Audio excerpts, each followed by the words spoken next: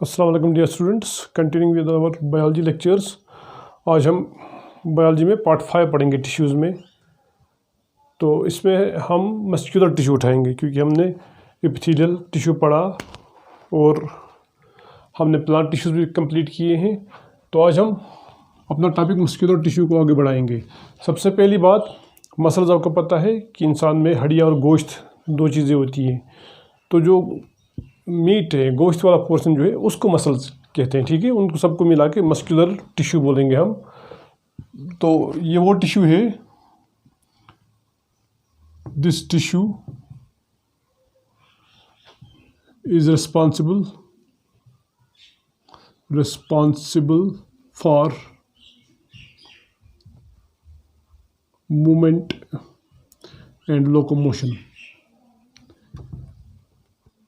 ये वो टिश्यू है जो हमें हरकत करने में मदद देता है, मूवमेंट करने में, एक जगह हरकत, ठीक है, या एक जगह से दूसरी जगह जाने में मदद देता है, जिसे हम बोलते हैं locomotion. Locomotion means movement from one place to another place, या going from one place to another place. तो मसल्स और जो स्केलेटन है, हड्डियों का जो सिस्टम है, वो मिल के हमें मूवमेंट और लोकोमोशन में हेल्प करते हैं। मस्कुलर टिश्यू जो है, इसकी 3 अलग अलग टाइप से, हम वो थोड़ी देर में पढ़ेंगे कि मस्कुलर टिश्यू जो है वो 3 तरह का होता है। एक स्ट्रेटेड, अनस्ट्रेटेड और कार्डियक। तो इसको हम थोड़ी देर में पढ़ेंगे। सबसे पहले हम ये पढ़ेंगे द मसल सेल्स जो होती है। तो मसल सेल्स आर इलांगेटेड, ये लंबी होती है। मसल सेल जो है वो आम जैसे हम बनाते हैं राउंड सेल जैसे, यूजुअली हम सेल इस तरह दिखाते हैं या सेल को इस तरह से दिखाते हैं। मसल सेल ऐसी नहीं होती, ये लॉन्ग होती है। जैसे कोई मसल सेल इस तरह की होगी, ऐसे, ठीक है, सॉरी, इसका फिलामेंट टाइप बनाएंगे हम ऐसे, कोई ऐसे होगी सीधा।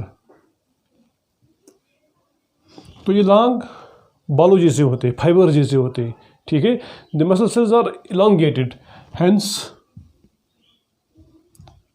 called as muscle fibres. चूँकि इलांगेटेड होते हैं तो जो मसल सेल्स हैं, इनको हम मसल फाइबर्स बोलते हैं। इस तरह से इसमें इट मे कंटेन, इस सेल की आम बात ये होती है कि इसमें एक से ज़्यादा न्यूक्लिय हो सकते हैं, ठीक है। It may contain 1 or more nuclei. और जो इसका साइटोप्लाज्म है, एक और प्रॉपर्टी इसकी, इन सेल्स की एक और प्रॉपर्टी ये है, the cytoplasm of a muscle cell या muscle fibre is called sarcoplasm. इसको सार्कोप्लाज्म होते हैं। ये हाईली कंट्रेक्टाइल होता है, ठीक है। इसमें बहुत माइटोकॉन्ड्रिया, बहुत स्मूथ एंडोप्लाज्मिक रेटिक्यूला होते हैं, बहुत सारी इसमें चीज़ें होती हैं जिनकी वजह से ये कंट्रैक्ट हो सकता है, रिलैक्स हो सकता है, ठीक है। Is called sarcoplasm and is highly contractile, ये लिख सकते हो, एंड इज हाईली कंट्रैक्टाइल। जैसे अगर मैं यहाँ पे एक बनाऊंगा, एक फिलामेंट को इस तरह बनाऊंगा मैं, थोड़ा मोटा करके, ये इसका सार्कोप्लाज्म है। इसमें न्यूक्लिय हो सकते हैं एक से ज़्यादा ऐसे। ये एक मैंने मसल फाइबर बनाया, मसल सेल, ये इसका न्यूक्लियस है। ये इसको बोलते हैं सार्कोलीमा, इसके बाहर जो वॉल है, इसको अंदर हो गया सार्कोप्लाज्म। इसमें बहुत सारे माइटोकॉन्ड्रिया होते हैं, बहुत सारे स्मूथ एंडोप्लाज्मिक रेटिक्यूलम होते हैं। इस तरह से मसल फाइबर जो है वो हाईली पावरफुल होती है, बिकॉज इसमें बहुत माइटोकॉन्ड्रिया होते हैं, बहुत एनर्जी जनरेट करते हैं वो, ठीक है। इट कंटेन्स क्या, सार्कोप्लाज्म, हाँ, इट कंटेन्स मैनी, या आप लिखो सीधा सार्कोप्लाज्म कंटेन्स। सार्कोप्लाज्म जो कि मसल सेल का साइटोप्लाज्म जैसा होता है, ठीक है। सेल में आपने पढ़ा होगा साइटोप्लाज्म, तो इसके साइटोप्लाज्म को सार्कोप्लाज्म बोलते हैं। सार्कोप्लाज्म कंटेन्स मेनी माइटोकॉन्ड्रिया क्योंकि मसल्स को बहुत काम करना पड़ता है, बहुत एनर्जी ज़रूरत होती है, इसलिए इसमें बहुत ज़्यादा माइटोकॉन्ड्रिया मौजूद होते हैं। ठीक है, तो इसको सार्कोजोम भी बोलते हैं।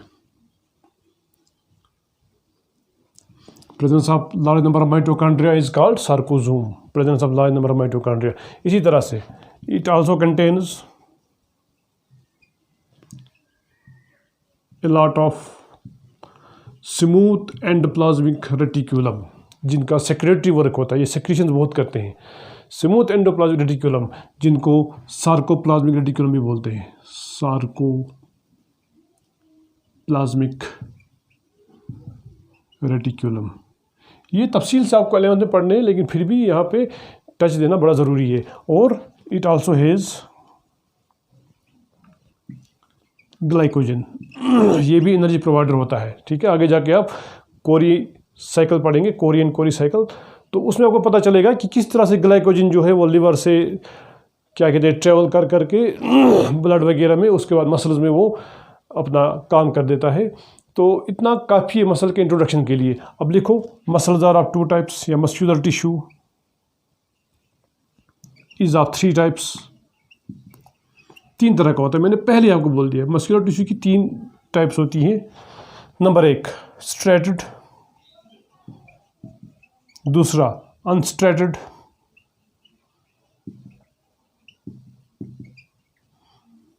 और तीसरा कार्डियक। ये वाली जो है स्ट्रेटेड मसल्स, ये इनका नाम इससे स्ट्रेटेड पड़ा है क्योंकि इनमें बैंड्स जैसा नज़र आता है। जैसे माइक्रोस्कोप में नीचे देखते हैं, तो इनमें अभी बनाऊंगा मैं इसका स्ट्रक्चर, तो आपको समझ आएगा। ये अनस्ट्रेटेड और कार्डियक, ये इनवॉलंटरी होती है, यानी ये अपने आप काम करते हैं, इनमें हमारा कंट्रोल नहीं होता है। और स्ट्रेटेड मसल जो है ये वॉलंटरी होती है, इन पे हमारा कंट्रोल हो सकता है, तो ये हम अपनी मर्ज़ी से हिलाते हैं। ठीक है, जैसे मैं होंठ जब मर्जी है तब हिलाऊंगा, हाथ जब मर्जी है तब हिलाऊंगा, तो इसमें जो मसल है वो स्ट्रेटेड मसल है। लेकिन दिल की जो मसल है वो अपना काम खुद करती है, वो कार्डियक हो गई। या स्टमक की मसल वो अपना काम खुद करती है, अनस्ट्रेट, वो हमारे कंट्रोल में नहीं है। ठीक है, तो जो हमारे कंट्रोल में नहीं है वो इनवॉलंटरी मसल हो गई, जो कंट्रोल में है वो वॉलंटरी मसल हो गई। ठीक है,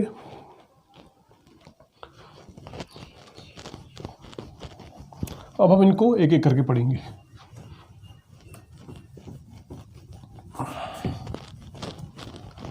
आप, मैं बोर्ड से हटता रहता हूँ, आप इसके नोट्स लिखते जाओ पॉज करके, बड़ा इंपॉर्टेंट है। मेरे ख्याल से लॉकडाउन लंबा हो रहा है, जो हमारी उम्मीद थी कि जुलाई तक सब ठीक हो जाएगा, वैसे नहीं होगा। अब हम पढ़ेंगे नंबर 1 स्ट्रेटेड, लिखूंगा मैं अब स्ट्रेटेड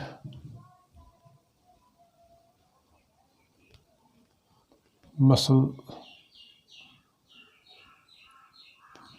स्ट्रेटेड मसल्स लिखेंगे सीधा, या मस्कुलर टिश्यू लिखो आप, स्ट्रेटेड मसल्स। ये वो ऐसी मसल्स होती हैं जो मैंने पहले ही बोला आपको। ठीक है, दीज मसल्स, या ऐसे लिखो द सेल्स या फाइबर्स, क्योंकि मैंने पहले ही बोला आपको यहाँ पे सेल्स को फाइबर नाम दिया जाता है। The cells are fibres of this tissue are this tissue appear to have bands, लाइनें जैसी होती है, when seen under a microscope।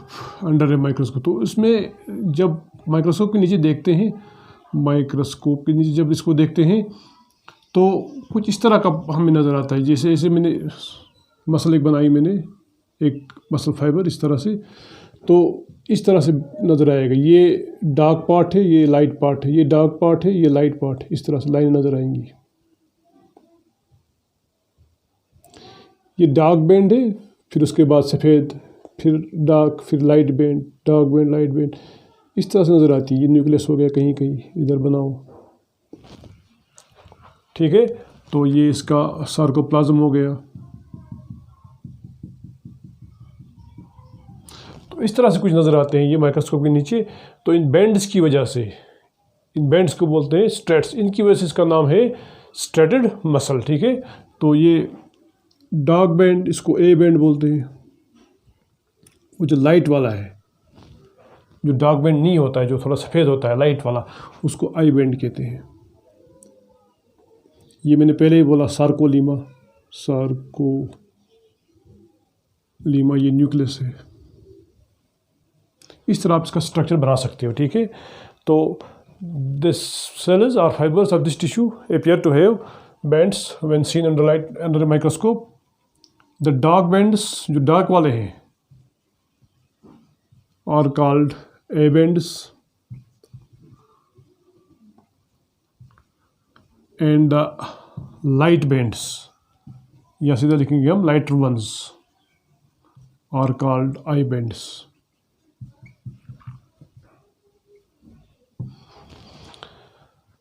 Are called I bands, ठीक है। तो ये मसल जो है they can be controlled,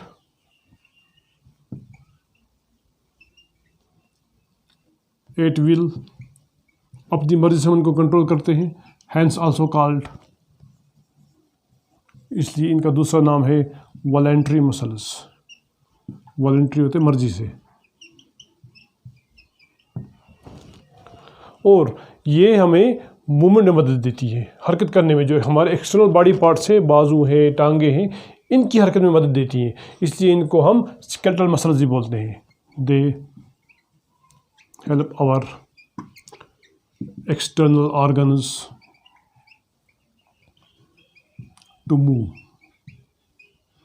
hence also called skeletal muscles। ये हो गया इसके बारे में, इतना काफ़ी है, ठीक है। हाँ, वो भी हम लिखेंगे। यहाँ पे भूल गए इस जगह लिखना वो पार्ट कि देयर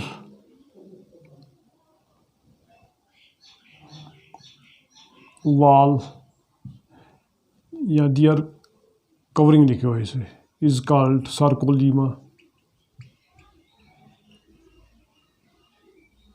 इस तरह से लिखेंगे हम, ठीक है।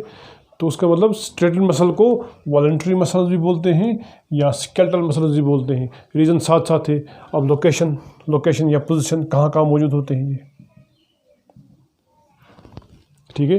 जैसा कि मैंने पहले ही बोल दिया, उन जगहों पे जिन्हें हम कंट्रोल कर सकते हैं। तो इसमें सारे एक्सटर्नल बॉडी पार्ट्स आते हैं, आर्म्स, लेग्स वगैरह। तो लिख सकते हैं उसको लोकेशन, दे आर फाउंड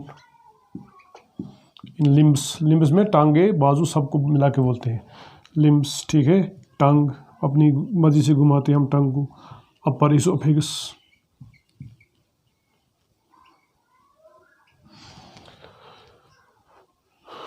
ठीक है, वगैरह वगैरह, इन जगहों पे ये मौजूद होती है। इसके साथ कोई पॉइंट तो भूल नहीं गए, हाँ ठीक है ये भी। हाँ, एक पॉइंट यहाँ पे हम इसको ऐड कर सकते हैं, they help our external organs to move. यहाँ पे आप ऐड करो, because they are attached,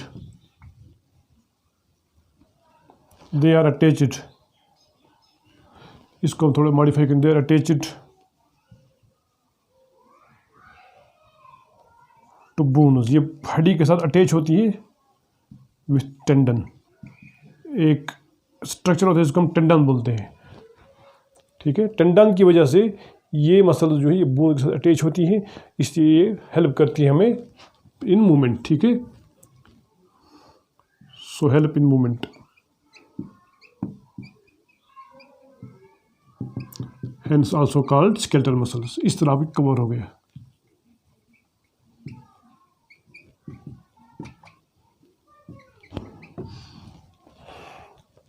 location मैंने आपको बता दी इनकी, ठीक है।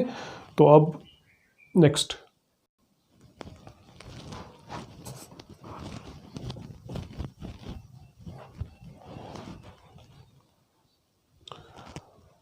हो गया स्ट्रेटेड के बाद अनस्ट्रेटेड, या जिनको हम बोलते हैं smooth muscles.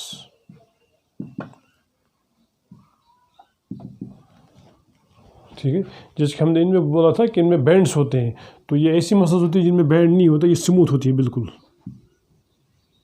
These muscles have smooth fibres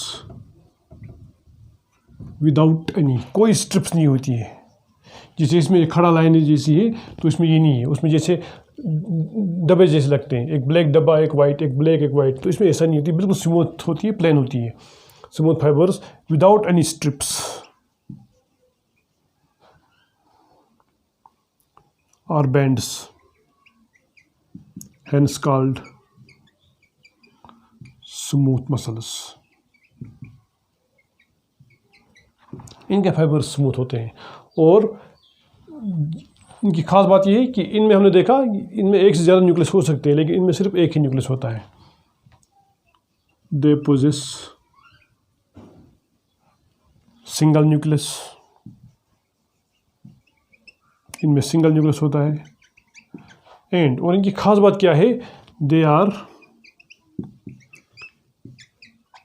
elongated, लंबे होते हैं, but tapered at the ends, यानी इस तरह से होते हैं, इलांगेट होते हैं लेकिन एंड्स इनके ऐसे होते हैं। टेपर मतलब होता है कोने जो है वो पतले होते हैं, बीच में ये मोटा होता है, एक बीच में ऐसे होता है न्यूक्लियस इसमें, और ये हो गया इसका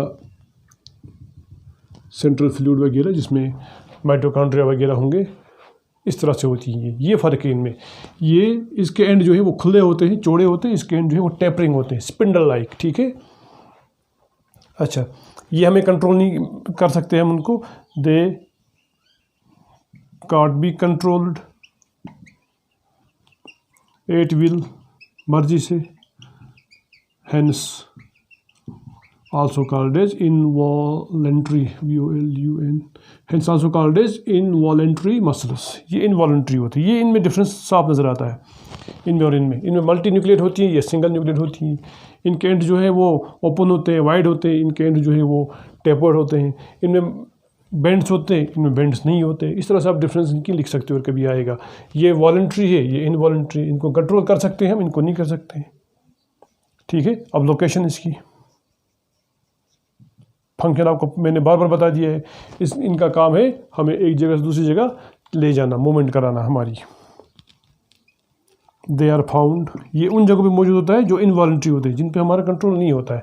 दे are found in alimentary canal. ठीक है, हमारे डाइजेस्टिव सिस्टम की मसल्स जो है उनमें हमारा कंट्रोल नहीं है, वो अपनी मर्जी से काम करती हैं। यूरिनरी ब्लैडर,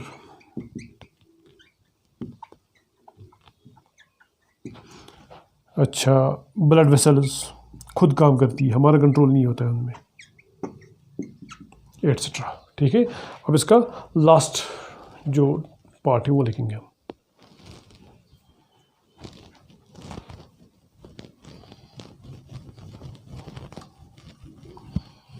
अब आता है हमारा कंक्लूडिंग पार्ट, लास्ट पार्ट इसका, जिन्हें हम कार्डियक मसल्स बोलते हैं।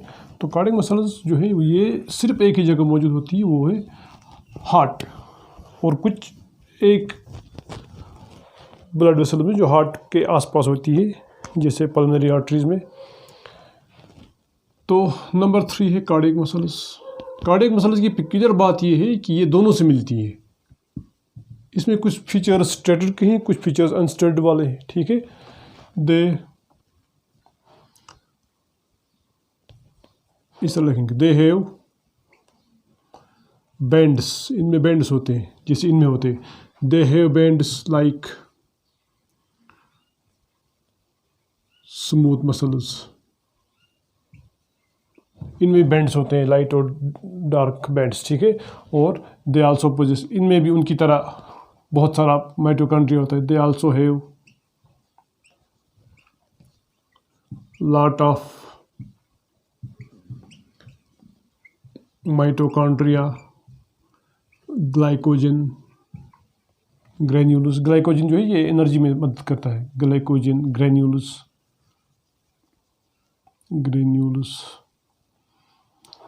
एंड सार्कोलीमा एंड सार्कोलीमा, इतना लिखो। और फिर ये इनके साथ भी मिलते हैं। ठीक है, like smooth muscles like smooth muscles, ये इनवॉलंटरी होते हैं, कामा these are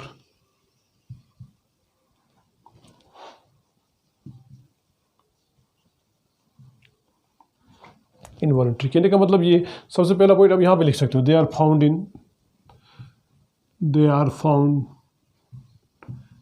in the heart wall, जो दिल के जो वॉल्स हैं ये उनमें पाए जाते हैं, ठीक है, ये पहला पॉइंट आएगा। फिर आप लिख सकते हो कि ये स्मूथ मसल के साथ भी सिमिलरिटीज़ है इनकी, और जो अनस्ट्रेटेड है उनके साथ भी इनकी सिमिलरिटीज़ हैं। ये वॉलंटरी मसल्स जो हैं स्केलेटल मसल्स के साथ इनकी जो रिजेम्बलेंस है वो ये है, ये पॉइंट्स उनके साथ मिलते हैं, ये पॉइंट्स जो है वो इनके साथ मिलते हैं, जो स्मूथ मसल उनके साथ, ठीक है। क्या क्या, these are involuntary and uninucleate, single nucleus होता है उनमें। और फिर अपनी कुछ अलग फीचर्स हैं। अच्छा, कार्डियक मसल्स और ब्रांचेड, इनमें ब्रांच होती है, ये ब्रांचेड होती है, ठीक है, दीज आर ब्रांचेड, जिसे मैं यहाँ पे बनाऊंगा।